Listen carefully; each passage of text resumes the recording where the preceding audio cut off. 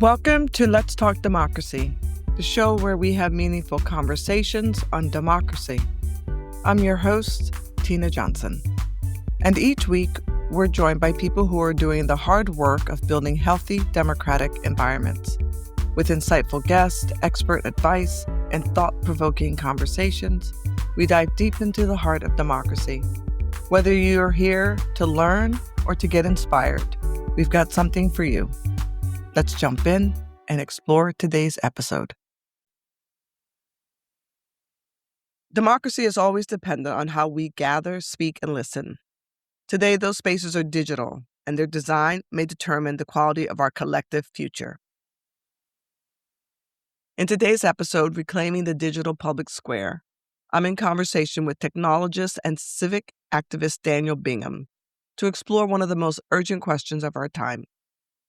What happens to democracy when the public square is owned by investors?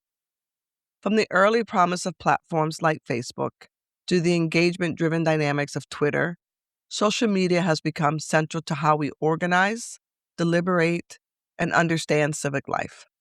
We discuss how the shift toward ad-funded, profit-maximizing models has fundamentally reshaped these platforms, often at the expense of healthy dialogue and meaningful democratic engagement. Together, we unpack the concept of enshittification, examining the structural incentives that fuel polarization and questioning whether our current digital infrastructure is truly designed for connection or for conflict.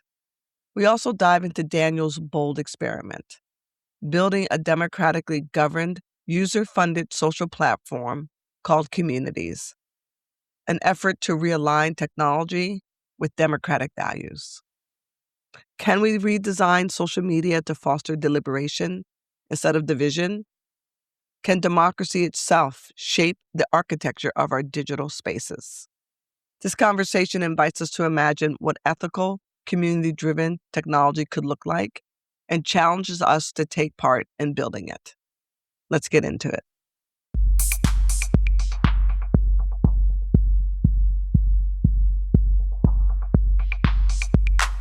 Hi, Daniel. Thank you for joining me today. I'm looking forward to our conversation. Cheers. Happy to be here. I wanted to start our conversation today kind of broadly. This season's focus is on deliberative practices, tools that are available to people who are looking at ways to engage in democracy, democratic spaces, and overall in society in a way that is more about engagement and less about polarization. I want to start with about how central social media platforms are to democracy in our modern context.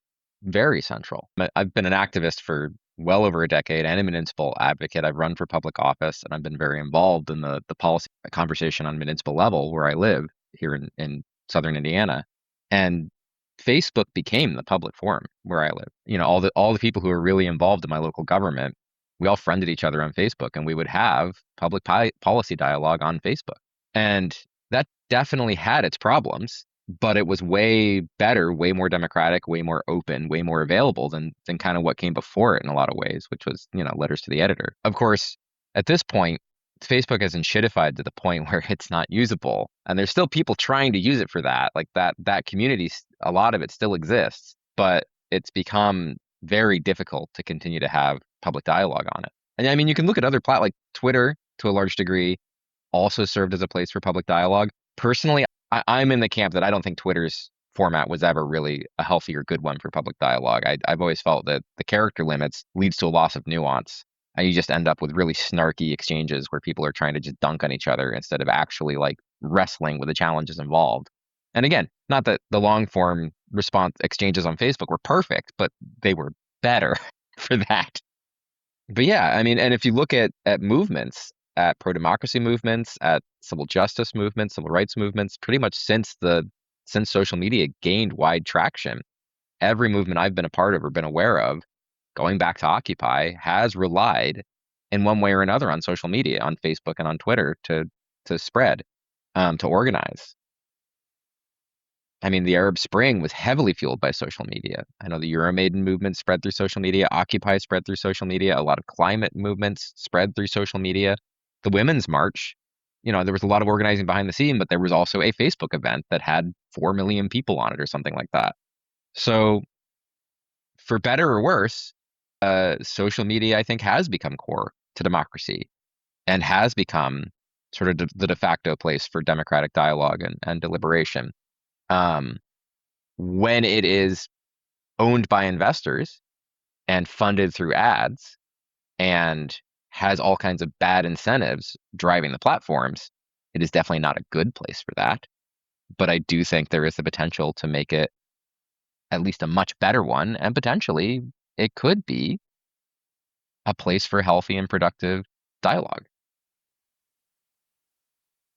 Yeah, I've had two guests on so far this season talking about social media platforms and the role that it plays or could play. It just made me think about why social media became a less of a public square space, that it seems that it was sort of designed to connect people, have people share their updates with one another, into this profit-driven model that moved away from creating this connective tissue for people to hold space and build community around issues they cared about. When I was in university, I attended the Schoenberg Library for some research project I was doing. And there was a speaker there from the Caribbean. I cannot remember his name, but he was like a big activist in the 60s and 70s. And he had talked about television and how when television was designed, it was designed and the thought was it was going to be a tool that would bring everyone access to educational resources in a much more equitable way than the current system was able to do. And then he said, and I'm paraphrasing, it just ended up making everyone the same stupid. Um, right? And so it seems like social media platforms did provide this very critical way in which communities across nations globe could share uh, ideas, resources, access to knowledge. And now it's become less of that. And I'm just wondering when it shifted from being more for the public square and more for the profit sector.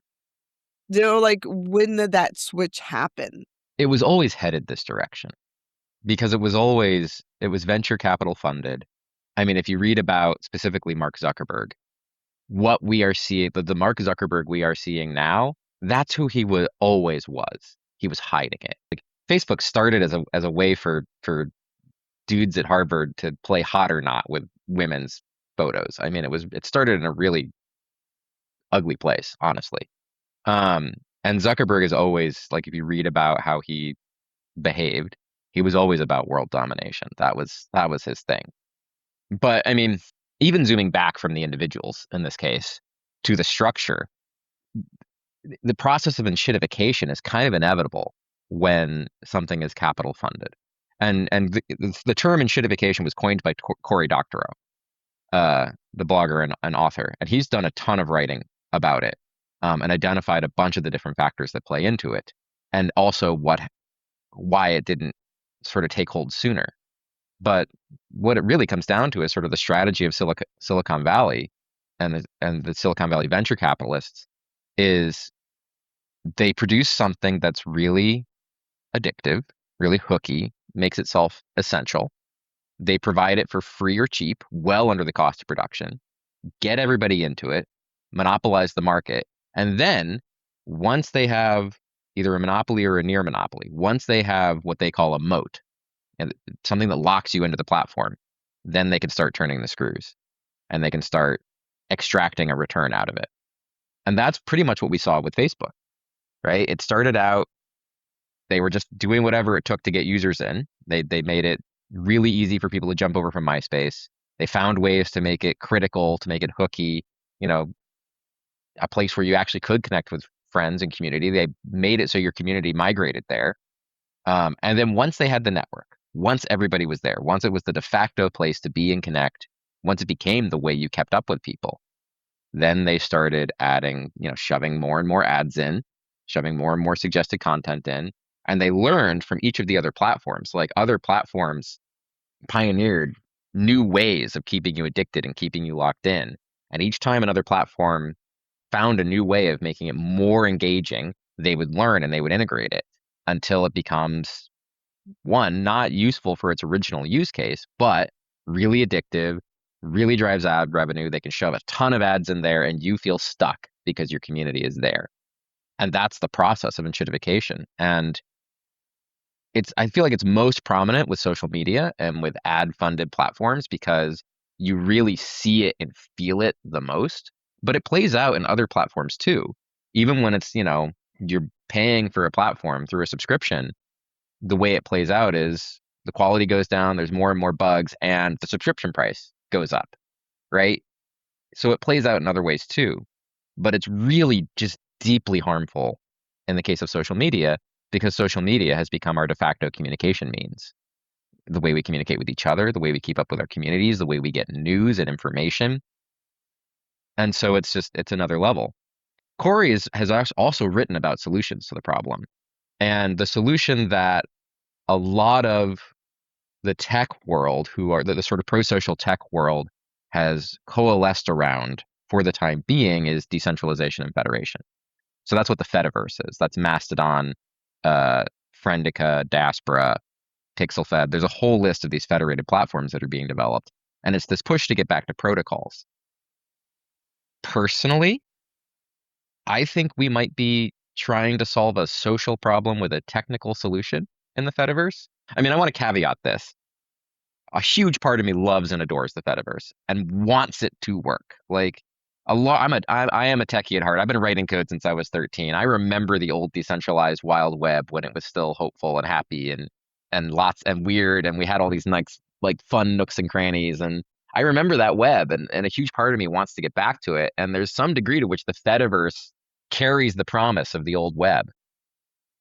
But I don't personally. I've been watching it supportively and hopefully for a while, and I've sort of come to the conclusion that I don't think it's going to win in the sense of I don't think the Fediverse yet is going to be what beats the venture capitalists and de-enshittifies the whole internet for us. I think it will create safe pockets for people who can figure it out, but far too many people don't find it usable. The first thing you have to do when joining the Fediverse is you have to pick an instance. You have to choose what server you're actually connecting to, and we lose so many people right then and there. So many people can't wrap their heads around that, and even when they can, the cognitive load of okay, now I have to vet an instance and figure out what instance I trust with my data. That's really hard. Another thing is discovery. Your ability to find the people and posts you're looking for isn't a solved problem on a federated system. So when you search on, say, Mastodon, you're not searching the whole network. You're searching only what your Mastodon instance knows about, only the people that somebody on the instance has followed, only the posts that those people have posted. So if your friend that you're looking for isn't on an instance that hasn't already connected with somebody on your instance in some way, you can't find them just by searching for them. You have to go to their instance. So not only do you have to know about, you pretty much have to already know their address, like an email address. You can't search by name. And that, again, you lose people from that. It's an unsolved, very hard problem, and it loses people. And the final thing is you can't actually make a Facebook alternative federated. There have been attempts to do it in Friendica and Diaspora, but they're not being fully honest about the privacy implications of it. People are trying to do federated Facebook with private groups and friends, and I kind of think you can't really do that until we solve the privacy problem, which again is an unsolved, very hard problem. So yeah, with communities, which is the platform that I've been building since November of 2024, we're trying to solve enshittification in a different way. We're trying to solve it with cooperatives, cooperative governance, democratic governance, which is a social solution to a social problem. I wanted you to be a guest on the podcast so you could, one, talk about the work you're doing with communities, And before we get into that a little bit deeper, I did want to ask about just what is the social problem from your perspective that we're trying to solve with technology? Yeah, I mean, I think ultimately the it's capital ownership, right? It's capital ownership and the profit motive put together. That's the social problem ultimately, and that's what creates the enshittification, right? It's this combination of investors fund something and then they want their infinite returns, and the funding models, the for-profit funding models, even if it's socially good investors, they're still putting returns first. Even if it's, a pro-social team, they still have to answer to those investors. And often what happens, you can have pro-social investors and a pro-social team, but at some point those investors are like, okay, I need to cash out my investment, and they sell. And now you don't have pro-social investors. And you may still have a pro-social team, but the investors are who are ultimately in control. And they will then replace the team with one that's willing to do what it takes to get them their infinite return. And even aside from all of that, technology software concentrates wealth in an insane, like the capital concentrating power of software, because it's global, because it scales, because one engineer can serve millions of people. Its ability to concentrate capital is insane. There's a reason like most centibillionaires are tech billionaires, and wealth is power, and power corrupts. And so even if you have people who start pro-social, even if you don't have that selling to people who aren't pro-social, eventually wealth will concentrate, which concentrates power, which corrupts. And I mean, I think we've seen this most clearly with like Google. Started out, their whole motto was don't be evil. And I really think they believed that and meant that at the beginning. But now even Google's founders are being evil, right? It's like the founders are still around. Google turned evil. They were still around and they endorsed it. So yeah, that's the social problem that I think we need to solve. I think it's something that's interesting is that for people who use social media, the average person isn't thinking about these things, right? They're thinking about, I have a tool that keeps me connected. It's part of social media. Social media is the the thing that we do. And I think social media platform spaces, I mean, I believe personally one of the greatest threats to any society is marketing. Uh, if you can be marketed to, you know what I mean? They can sell you anything. And social media platforms have done such a good job of marketing to us, like you said, eloquently around how we see it and what we think it's supposed to be used for, and then we believe it and we're wedded to it. That's where I see my friends post their pictures of their babies, or that's where I see my great aunt. So we are hooked to something that we've been told is the best and most effective way for us to stay connected to our communities. And at the same time, that connectedness is creating a lot of discord and polarization within the same communities or communities surrounding other communities. Instead of being a public square, it's now sort of a public, what would you call it? Fighting ring, right? Like people are down in the middle boxing it out with each other. There are these different layers, like you just mentioned. Like, what is the word you use? Paul used it in the last episode. Enification And shitification. and Yeah. And shitification shitification. Yeah. and shitification. Yes. In shitification. And we are not thinking in these terms as users, right? We're not actively engaged in understanding not everyone, but the majority of us, we aren't. We're at the surface level of understanding how we can use social media to get followers, to be considered an influencers, to get paid. So we see it as a tool for the lifestyle that we've been told you can have through these platforms, ignoring the overarching, well, the overwhelming evidence of how social media actually erodes and corrodes the social contract between people in a society. I mean, that's evident. And so I started this podcast because I wanted a space where these ideas around what and how people could think about engagement in governance structures, in particular, my focus is democracy, as a way to alleviate or at least create other avenues where folks didn't feel that the only option they had was to be polarized. And I use a limited amount of social media. Like I use a little bit of Facebook, a little bit of Insta, a little bit of LinkedIn. So I'm really terrible with it because I really don't like it, but they're there. But I'm using them and to engage people. And yet engaging people in these platforms requires me to be able to engage them with a certain kind of algorithm. And when we're looking at polarization, this kind of content is not the content that gets people up in arms and ready to take to the streets to fight it out. But it's really meant to be reflective and to think through what are the other options and how could I be a rational, reasonable person in the world and do something that creates stronger, better access to democratic values and principles. That's this. And so when you have the push-pull factor here, it feels like people are pushed more towards polarization because it sells and less towards reasonableness because it doesn't sell.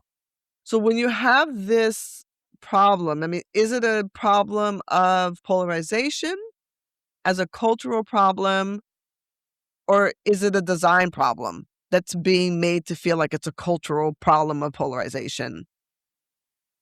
That's a challenging question. And it's not one I think I have the answer to. What I do have is a powerful set of tools. Right. So as software engineers, we have a powerful set of processes and tools for designing software to achieve certain ends. It's an iterative process. It's an experimental process. We don't have to have the answers going in. We can have ideas, and we need ideas and things to try and experiment with. But the process will validate or reject the ideas. It's kind of a scientific process. And that's that process of optimization. We can pick a target. We can say, I mean, right now it's being used by social media platforms where their target is engagement. We want to maximize engagement. We want people on the platform as much as possible, scrolling as much as possible so we can show them as many ads as possible and we can get them to click through the ads. And they use these processes and these tools to then optimize for that engagement. What can we do that actually locks people in? The tools are neutral. The processes are neutral. We can take those same tools and processes and we can turn them to the question of how do we depolarize? How do we take a social media platform and how do we make it so that the dialogues on it are productive? People are coming to truly understand each other. They're having good conversations.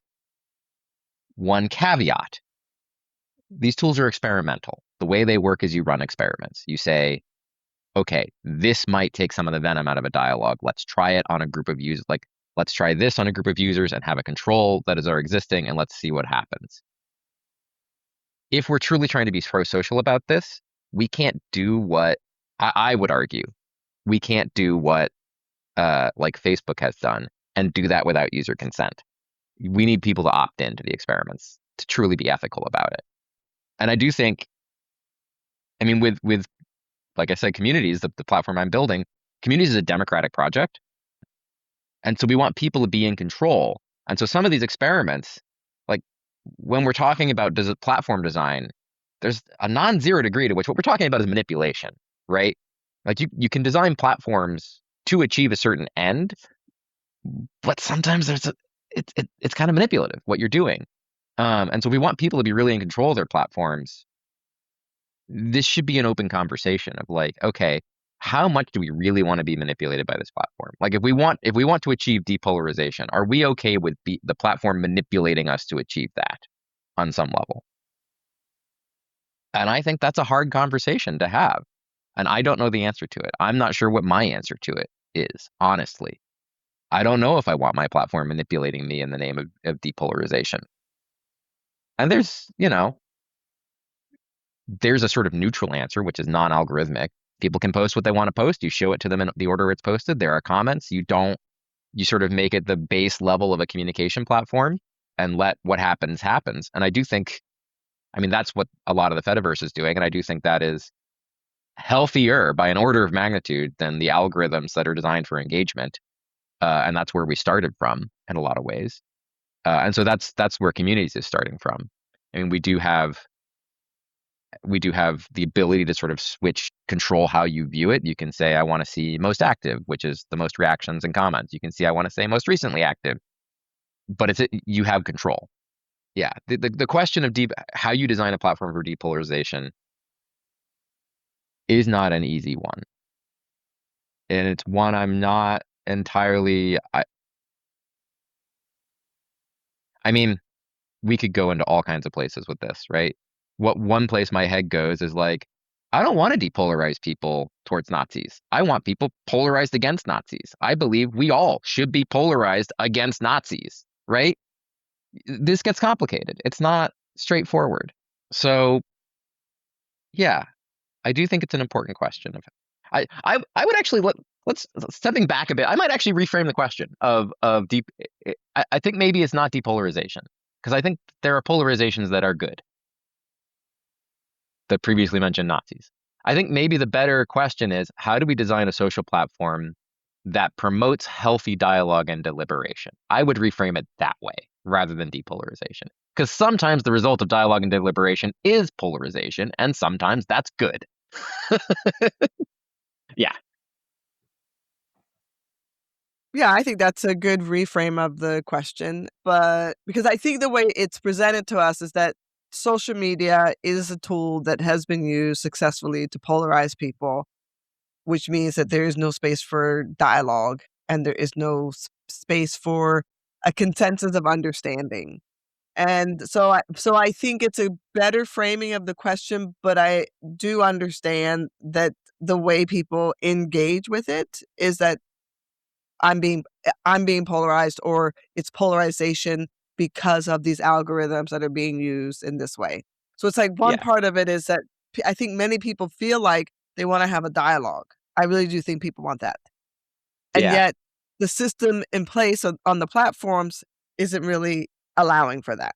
Right. So there's these things. And so then it becomes like a question of Right. play. What role can digital literacy play in engagement on social media?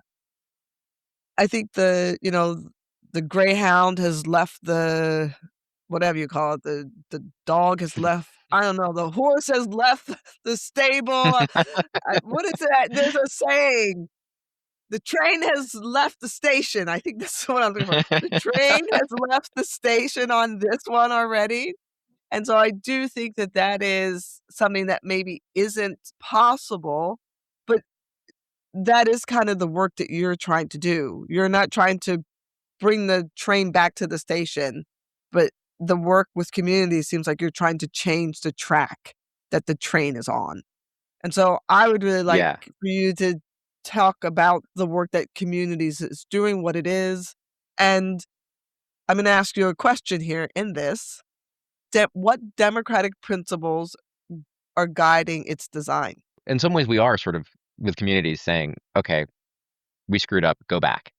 We're sort of jumping back to social media at the beginning with the idea that we can then evolve in a more healthy direction than the first time with a different set of circumstance, a different incentive structure. I do think with the question of polarization versus dialogue and deliberation, I'll jump forward again, but I want to jump back to this for a sec.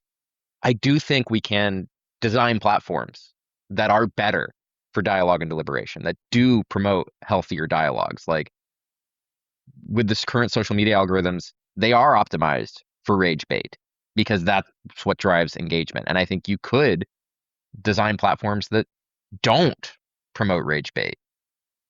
I think the healthiest way to do that is to do it with the community, where we design tools that give the community control over what gets promoted and what doesn't get promoted. And you build like platforms have cultures. And those cultures are enormously sticky.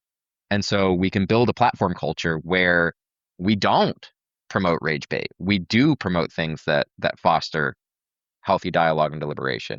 And I do think even though platform design can achieve these ends in a manipulative way, I think there is a way we can do it where it's not manipulative, or if it is, it's with consent of the community. We do it together. We say, this is what we want to achieve collectively. And so we're working together to design the platform to achieve it with our help, with our consent together. And that jumps us forward to the big thing that Communities is doing differently is we're putting democracy at the core of the thing. The platform will be democratically governed by its users and by its workers. We're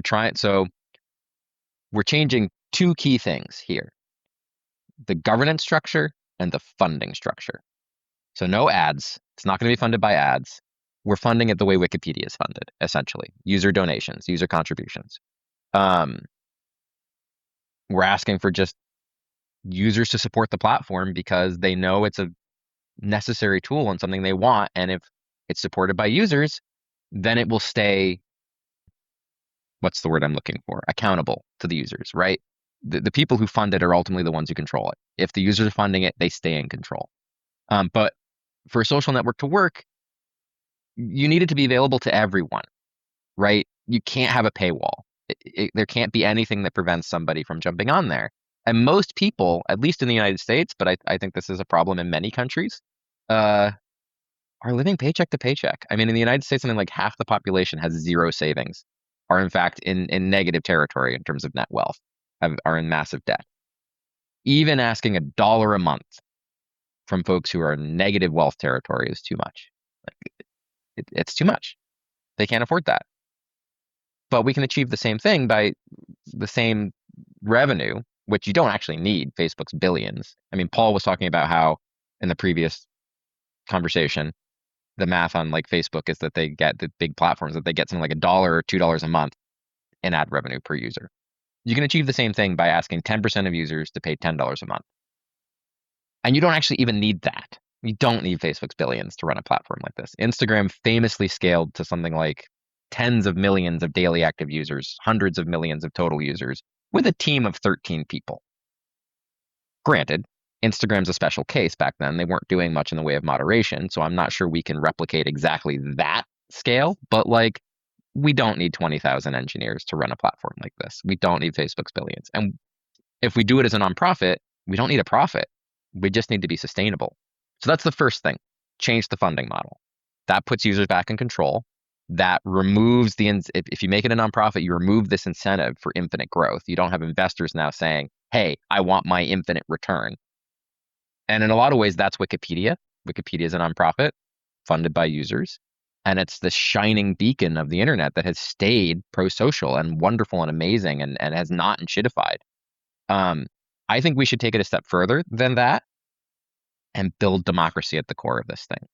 And so cooperatives have been around forever. I mean, they've been around since the dawn of capitalism. And they work, and they are democratic business structures. They come in a bunch of different flavors. There's consumer cooperatives, which many people are probably familiar with, their grocery cooperative or their credit union, where it's the consumers who are ultimately controlling it through democracy. There are worker cooperatives, like Equal Exchange is an example some people might have come across as a worker cooperative. It is governed by its workers. There are combinations. Mondragon famously is one of the biggest cooperative it's a federated cooperative complex with a bunch of different cooperatives all under one umbrella. Some are governed by their users, some are by their consumers, some are workers, some are multi-stakeholder, so both users and workers. Some are like multiple groups of stakeholders, like members of other cooperatives are on the governing board. You can configure this in a bunch of different ways. And Mondragon's been around since the 50s, 60s. You know, they're still there. They're 70,000 members strong. They have something like 100 cooperatives under the umbrella. Many of them are super successful. They've had cooperatives go under, but they've also grown enormously. And it shows that the model works. So with Communities, what we're going to try to do, and I say we're going to try to do because we're in the bootstrapping phase, we're just getting started. But what we're going for is a nonprofit, multi-stakeholder cooperative governed by its workers and users. So half the board will be elected by the workers, half the board will be elected by the users, and they will collaboratively govern the cooperative. it will put us in control. The reason for the multi-stakeholder structure is that a lot of consumer cooperatives have really anemic democracies. A lot of the grocery cooperatives, it's like democracy's hard. That's the reality of it. It's really effortful. It takes a lot of time. You have to pay attention. There's a lot of information to digest. And then just the process of deliberative dialogue and debate is hard. It's emotionally taxing. You have to form arguments, a lot of it. And the other thing is, like, we're not taught the skills of democracy. That's a whole other thing we can talk about. But the reality is consumer cooperatives often don't have very healthy democracies. Worker cooperatives, on the other hand, have very healthy democracies because when it's your livelihood, you're gonna do the work.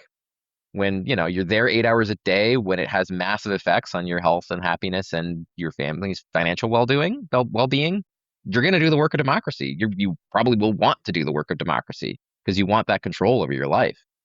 I was just going to give a shout out to the Park Slope Food Cooperative. It was the first episode in season 1 that launched this podcast was the Park Slope Food Cooperative in Brooklyn, New York, because it's the largest independent worker cooperative in the U.S. With, I think, 16 or 17,000 members, where they have a core set of staff. And then the members work, I believe it's every 4 hours, every 4 weeks. And in exchange for that labor, they have very low prices, high quality. But the democracy there, and that's why I wanted to talk with Joe Holtz, who is the now retired general manager there, is a microcosm of the macro that people should expect within their own communities, doing the work that you identified of identifying the issues collectively and finding ways through their democratic processes, which is their board of directors meets in public with all of the members all at once. The items on the agenda come from the membership. It's not top down. I won't even call it bottom up. It is foundationally governed by the members that own it. So the workers, the consumers, they're all one and the same. And so I think that example of cooperatives is an extremely important model because when it works really well, and it does show what a democratic process could look like. So I wanted to add that and just give a shout out to them because that was the first episode of this podcast talking about this very thing. So I'm glad you're bringing it up. Yeah, and Park Slope, I learned about Park Slope from you, Tina, and I need to dig into them more. That's another model of like the sort of combined consumer and worker, where the consumers are doing the work in small shifts. And I think a lot of grocery cooperatives have either start with that model or still maintain that model, and it's a really cool one. I feel like the thing that can happen with that model is, and then Park Slope obviously has avoided this, which is fantastic, but a lot of them eventually decay to just being consumer cooperatives. Is like that work requirement goes away because in our modern so few people have the time to actually commit 4 hours a week to working in their grocery cooperative. It's 4 hours. It's roughly about 36 hours a year. I know this because when I spearheaded the creation of a co-op in Chester, Pennsylvania, we used their model. So it's 36 hours a year. But I was just going to say that, but that's what you're saying is true for that co-op in Brooklyn that's been around for 35 years or longer. They had to really work to find a system that worked, to really hold on to the principles of the co-op, like why it existed. It didn't exist just for food, but it existed because it was started in a period of time in U.S. history where you had the civil rights movement, you had the women's rights movement. There was this idealism around the ability of people to be self-sufficient, govern themselves, and be governed together in a way that they could all be supportive of a system that created equity across everyone. And so that meant having a democratic process in place that they weren't seeing in the environment around them during that time in particular. And I would say even we could look at now and we're kind of repeating the same struggles that they had back then, but that they had to continue to work so that they wouldn't become just a consumer cooperative, right? That it would maintain that integrity. And that was a process. It's one of the things. So I do highly recommend that you listen to the first episode of this of season 1 because it's Joe is fantastic, but to look into that because it's the deliberative process and the way that they go about engaging with their membership and finding ways to make sure people have access. If they work and can't make it to a membership meeting, how else can they be engaged? So there is this wonderful model of how to do this thing that allows for democracy as a framework to be accessible to people and have them shape what it looks like, even when it's messy. How do we shape it and engage with it? I think their biggest struggle when when Joe and I were talking, was around whether or not the Park Slope Food Co-op would boycott Israel, products from Israel.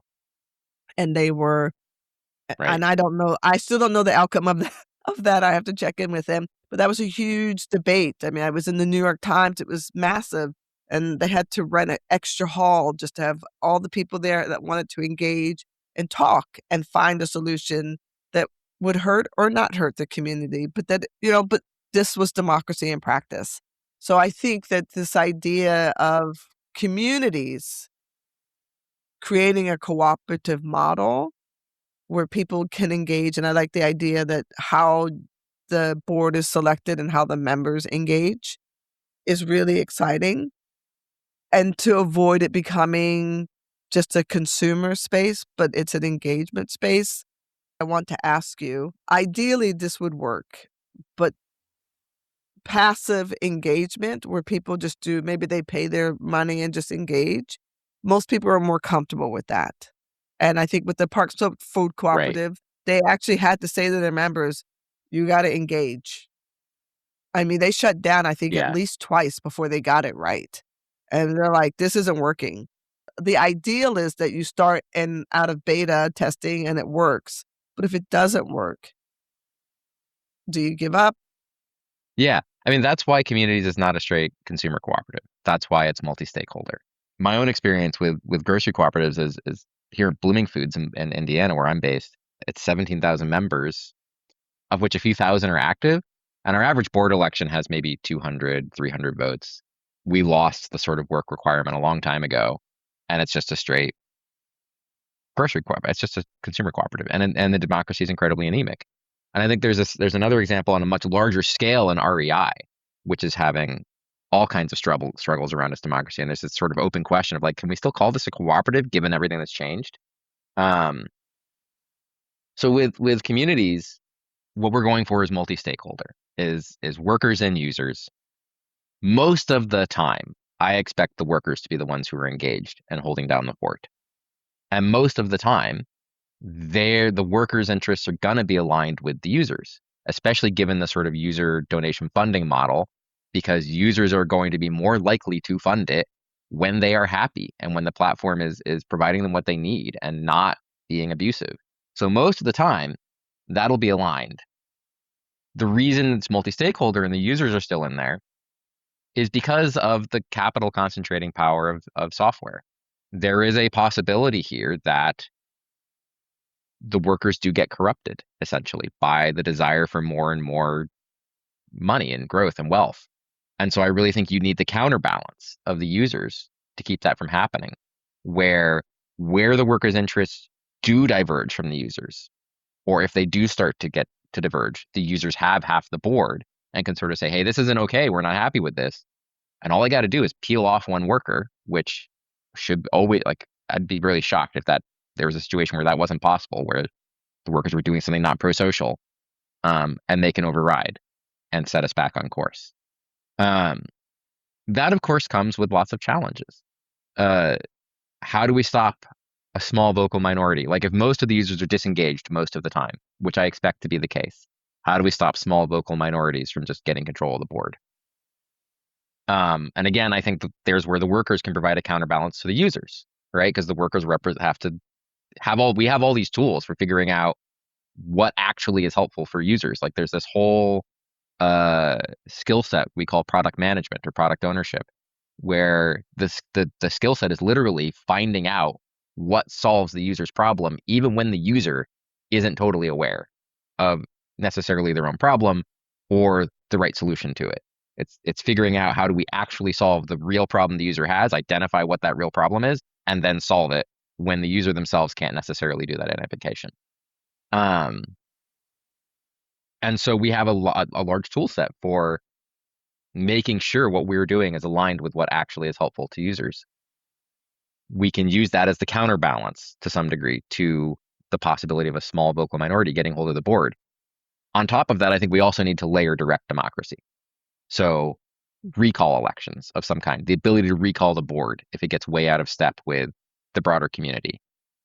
Referendums, the ability to run just like a directly democratic process with the entire community. Ratification. I mean, and ratification is something we need to protect the organization from potential co-optation and takeover. So there's a real risk of, especially early on, of the tech oligarchs or the oligarchs trying to just buy out the board, saying, hey, we'll give you millions of dollars to vote our way to sell the platform to us. We need to ban sales in the bylaws. Any bylaw changes need to be ratified by either majorities or supermajorities of workers and users. Some of this stuff we still need to figure out. But any major decisions, like, you want the users to ratify that through direct democracy. And then transparency, just radical transparency. You can't govern something if you don't know what's going on. So showing the books, doing our work in the open, making sure that users are aware of what is happening and have avenues to find out. And the nice thing about a social media platform is it's pretty easy for us to do that, right? We just post on the platform and users can follow the posts from the team. So yeah, that's what we're working towards. Balancing the different stakeholder groups, balancing the powers, adding in checks and balances on the multiple layers of them to make sure that it stays democratic and make sure that it stays sort of working in a pro-social direction. And I think if you do that, then you don't necessarily need those levels of engagement all the time, because most of the time, the workers hold it down, they stay in aligned with the users. Those conversations that are important can be had. Like I expect moderation to be an evergreen conversation. I expect that to be every board election. Like, we're talking about moderation and what changes we want to make to moderation. And that's okay. Like, that's correct. And I expect it to do the pendula thing a little bit of sort of trying to find the balance point, the sweet spot. But then when things get out of line, you expect the user base to get up in arms and get really active and really engaged, come in, correct the course, set us back on track, and then we can settle back into a happy medium. I appreciate the thoughtfulness and intentionality that you are putting into how to design the actual structure and infrastructure of the platform and how the community can engage. And it seems like it's wise, because then you also have, I'm going to use the word ethical, an ethical framework that you are working from to create the platform that allows for folks to be able to engage from a place, one of where it's clear expectations of what the platform is there for and how it can be used by its members, which I think is very, I get the agreements and privacy thing all the time, but I mean, I don't read all of it. It's too much to read, and you just push yes. So I do think having a space in which you can actually engage as not just a user, but a participant in the structure and the infrastructure of the platform is exciting.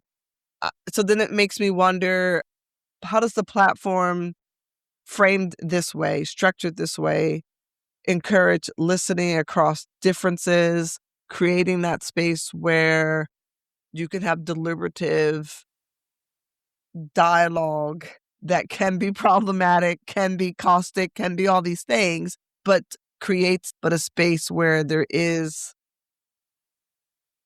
not negative polarization. It's where you're in this camp and only this camp, but that you are coming in it because you're having dialogue, a deliberative dialogue process.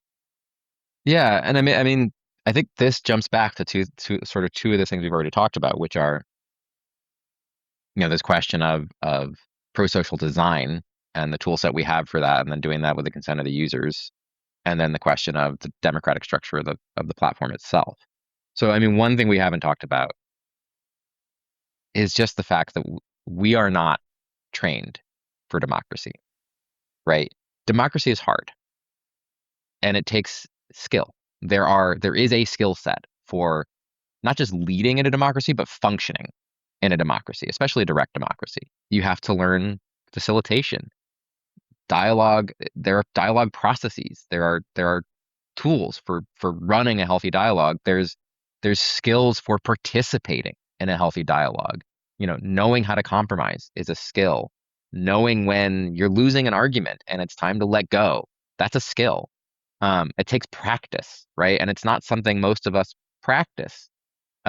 Knowing how to formulate an argument, knowing how to recognize the difference between your emotional ideas and your intellectual ideas and how to separate them and how to recognize when there's something valid and intellectual in your emotional idea that you can't quite articulate, but knowing you need to walk away and figure out how to articulate that before you can come back to the dialogue, right? I mean, all of these are skill sets that take practice, that take learning, that we have to teach, that we are not taught because families, for most people, are authoritarian hierarchies.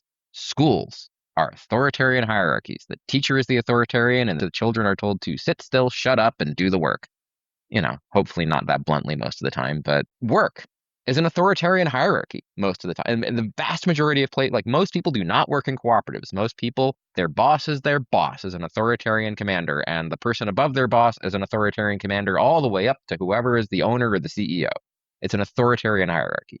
So we are not taught the skills necessary to function in a democracy. And it is a miracle that our political democracy has lasted as long as it has, because we aren't taught how to actually function and run, act as active citizens.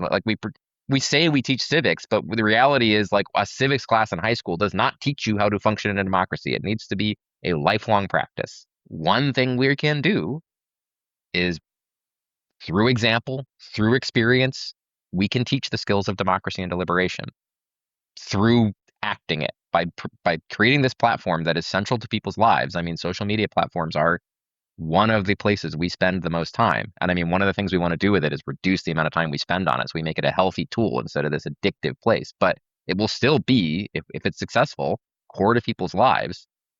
Introducing democracy, true deliberative democracy, into that space will give us a place where we can train people, teach them, give them a place to practice and learn these skills of deliberative democracy and dialogue. And then that can bleed over into interactions in the platform. As we teach people these skills, they can then apply them in their interactions in the community.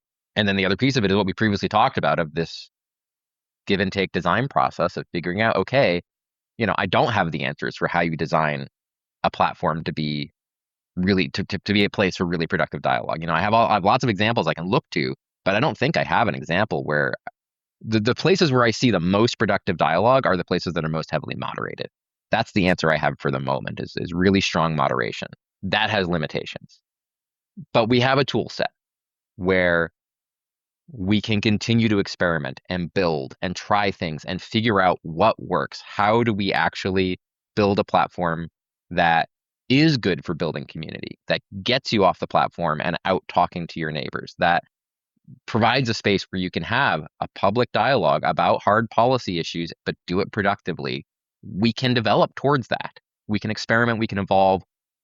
I don't know what it looks like yet, but we can together, especially with the democratic control, with the community at the reins, and then an expert software team employing these tools we've all learned and many of us have been forced to use for evil to survive, we can then build towards this. Yes, I appreciate that. So for me, there's sort of this idea of social media being a tool, and in that it's a tool or a resource for connecting communities and all these other things. I'm just always amazed at how important it is in everyday engagement around really serious things. Like politicians are on social media. It's their marketing tool. It's their megaphone. If you want to talk about a policy issue, it's on social media, but it's not done in any meaningful way. It's not done in a dialogical way. when it comes to social media platforms and social media as a tool, how to say this is a tool and not a vehicle, right? Like this is the tool we use to help drive the vehicle, but this is not the vehicle that we use to have deliberative conversations, to have thought-provoking dialogue, to engage in society with one another around complex issues. When, as you pointed out, that democratic literacy, that we don't teach it, but we extract from communities as if they should know. We extract and say you should vote, and you should vote. People vote, okay, vote. But that we, but we extract from them, and so if we are going to use tools like social media platforms as a way to help engage people in learning about democracy and how to engage in democracy, how does your platform, communities, help facilitate this kind of education, political education? And this is one of those places where I don't have all the answers, where it'll be an evolutionary process. But I already have a lot of ideas that we can try, and we'll see what they do. I mean, the starting point is just jumping back to like social media circa 2010, using a friend model instead of a follower model, because that encourages real social connection, not parasocial connections, right? The follower model is parasocial. You don't necessarily know the person you're following. Sometimes you do, a lot of the time you don't. And then you end up building this connection with them like you do know them when you don't. They don't know you. The friend model encourages, it's not perfect. You can still friend somebody you don't actually know, but it's bi-directional. So it actually encourages a much more social connection. You're seeing their stuff, they're seeing your stuff at a minimum, right? Groups allow people to collect and collaborate around a topic, an idea, an interest, a project, and we can build lots of tools into groups that could help with dialogue, deliberation, and democratic action. So, I mean, one thing that's already in my head, being somebody who was a municipal activist for years and ran for public office, I want to build canvassing tools into groups. Like one of the blockers to running a traditional canvassing campaign, and like to jump to it aside right now, deep canvassing is one of the few things that has been shown to really move the needle on a political issue. Like going door to door to your neighbors in your community and having real hard conversations with them on their doorstep is one of the few things that has actually been shown to move the needle. And we don't employ it nearly enough. But part of that is because the tools to do that are owned by these private corporations who charge an arm and a leg for them, and they're locked away. They're not available to most people. Like if you weren't an activist, like NGP Van is what we mostly use in the States, and it's owned by the parties. The two big parties have access to it. And there are like upstarts like Reach that are coming into the field, but you still have to pay quite a bit to use them. And if you're like, activists don't typically have the kind of money necessary to buy that tool just in their back pocket. So what if we had, a basic set, it doesn't need to be Reach or NGP Van, but just like a basic set of canvassing tools built into the groups on a platform like this? What would that do for activist communities? What could we do with that? That's something I think about a lot, and that's something I would like to see us do. Other things I think about, like events. There's a reason events don't work on Facebook anymore. Like they have nuked them. They're still there in theory, but like you can be invited to an event and never know about it. You just don't get any notification for it. And this is a little bit conspiratorial, but like it's a really well-founded conspiracy, which is just like events took people off the platform. They are optimizing for keeping people off the platform. Of course they were going to nuke them. Like the connection is obvious there. But so events, working event planning, like groups plus events is a tool set for getting people building community online and then bringing that community offline, right? Getting out into the real world together. There are other little things we can do. Like one decision we've already made is just there's no infinite scroll. It's traditional paging. You get to see 20 posts and then you have to hit next page. And one thing I want to do is like add a little reminder. Hey, are you sure you want to keep scrolling? We could do something like add health tools where you can set a delay on the next page, where you can make it so that you have more and more time to decide to put down the phone before we go to the next page, right? We can say, do you want a 1 second delay? Do you want a 10-second delay? Do you want to have to wait a minute before you go to the next page so you have this incentive to put down your phone? That's the sort of thing we can implement. And we can implement that because we're not trying to optimize ad revenue. We're user funded. So keeping users on the platform is not necessarily the goal. Keeping users happy and healthy is, and connected. So that's another of the sort of thing we could consider doing. Another thing I've just thought about, but I feel uneasy about on some level, is using some sort of sentiment analysis, not LLM. I'm wary of LLMs. We haven't used any LLM AI to develop the platform. Our terms of service say no AI slop, like right now. Of course, everything is open to communities. It's a democratic project. So with everything I say, the caveat is always, this is my idea right now. For the moment, I'm in control. And until we get the formal democracy in place, that will be true. But eventually, the community will be in control and all of my ideas can be overthrown, and should be potentially. But one idea I've toyed with a little bit, but feel uneasy about, is like doing some sort of sentiment analysis on comment conversations using traditional natural language processing, not LLM stuff, but like old school, very efficient processing. Can And you when you see, can you yeah, explain what LOM is? large language model. So when people say AI, they're talking about large language models. They're talking about Claude. They're talking about OpenAI. They're talking about this new wave of, GPT chatbots. LLM is the technical term for it. And that's a whole other rabbit hole we could talk about. But I've thought about doing sentiment analysis using traditional machine learning approaches and natural language processing approaches. And when you see a comment conversation turn recriminatory, popping up a notice and saying, "Hey, this doesn't seem productive. Do you want to take it off platform?" Like text exchanges, there's so much information lost in a text exchange: emotion, tone, body language, facial expression. It's Mm. so easy for them to spiral where an in-person conversation would not have spiraled. Where it's so easy to read tone that isn't there, for things to come across so much more harshly than they would if they were actually said with a conciliatory tone. Or that you could, even if it does start to go off the rails, you could say, no, no, no, let me clarify what I've said. Or what did you hear me say? Where you could actually ask a question like, what did you hear me say? And then it's like, oh Right. no, that's not what so you miss all of that. You miss the opportunity to actually engage, as we said earlier, in a dialogue with another person and the way you would. Of course, we're going to get upset if we hear something through our own filter. But if we don't give a person the chance to explain themselves, then we hear it the way we hear it. And when you're online, you don't know the filter. You don't know what's going on. So you're just reacting. So I do think that's part of the missed Yeah. opportunity. Yeah. Even when it's video, even on platforms like TikTok and Instagram, where it's not text, where we are doing video, but it's like one way, we're just being fed this 3-minute snippet. In an actual conversation, you could say, "Hey, wait a second, that hit me badly," and they could pivot and correct and like, "Oh yeah, that's not what I meant," or, "Oh, I hear you and understand," right? And instead, you get these recriminations where somebody like quotes it and it goes off and just like rips into the person, and the person's like, "Well, now right now I'm being dragged all over the social internet, and if we were actually having a conversation, I could have really quickly apologized and fixed it."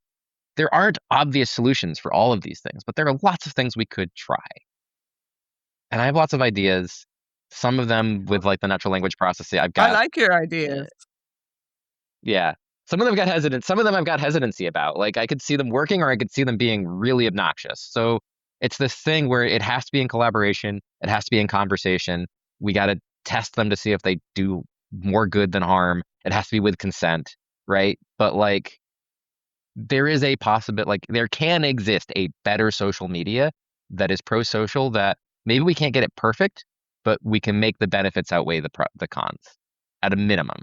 What I like about the platform that you're working on, Communities, is that you are bringing into the conversation the ethical functionality of social media platforms and their role and obligation to create spaces where people can engage in ways that do not undermine or destroy a social fabric.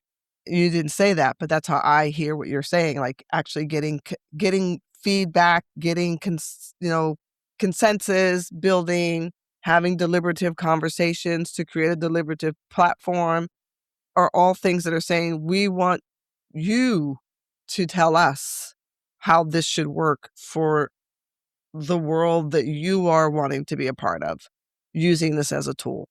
And that is different than what we've seen with other platforms.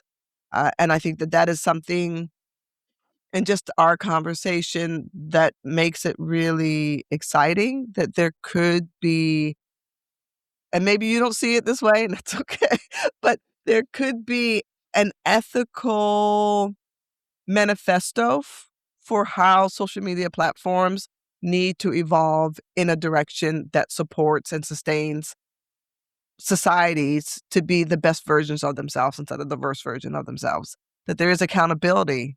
So it's this really wonderful opportunity to say, okay, we've been in the wild, wild west of social media. We see what it does and what it doesn't do. We see what it can do and we see what it can't do. And maybe now it's time for us to say, this is what we want it to do. And I think that communities is on that. It seems like it's going down that track. This is what we, the people, want it to do. And I appreciate that. Ethical social media that is responsive to its users, that is trying to build community and build connection between people. What it always should have been and wasn't, that's what we're going for. Well, much success to you. I'm looking forward to the platform's official launch. And I will have you back on the podcast if you want to come when you're ready for that. Cheers. Yeah, we're in open beta right now, so people can join and use the platform now. We need people to join and use the platform and help fund it. We need contributors to keep us going because we're still bootstrapping. We're not sustainable yet. We're going for it. We're growing in that direction. We're gaining ground. Spread it far and wide. Tell your friends if they're comfortable using a beta platform. They can find it at communities.social, https communities.social. It's also in the app stores, early access in Google. If you search for communities space social, you should find it. I think it's Communities Cooperative in Apple in the Apple iOS store because Communities was taken. But yeah, come find us. Come help us build this. Come help us make it real. Thank you, Daniel. It was really lovely talking with you today. Cheers, Tina. I really enjoyed our conversation. Today's episode reminds us that technology is not neutral. It reflects the values and incentives embedded in its design. If platforms optimize for outrage, we shouldn't be surprised when outrage flourishes. But if we embed democratic governance, transparency, and collective ownership into digital spaces, we may just cultivate something entirely different. Daniel's work with communities is not just about launching another social media platform. It's about testing a deeper idea that democracy is not only a political system, but a design principle. That the skills of listening, deliberation, compromise, and accountability can and should shape the spaces where we gather online. At a time when polarization feels inevitable, this episode offers a powerful reframing. Perhaps the problem is not simply cultural. Perhaps it is structural. And if it is structural, it can be redesigned.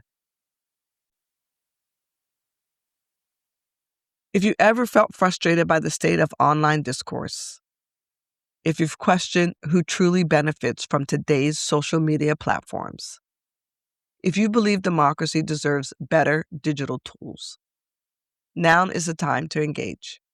Explore communities in open beta and take part in shaping a platform grounded in cooperative governance and shared ownership.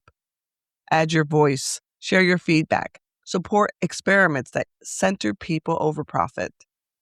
You can find Communities' website at communities.social. You'll also find a link to support and join Communities in the show notes. And wherever you are, begin practicing democratic literacy. Listen deeply, question thoughtfully, deliberate respectfully, and engage courageously. Because democracy doesn't only live in voting booths.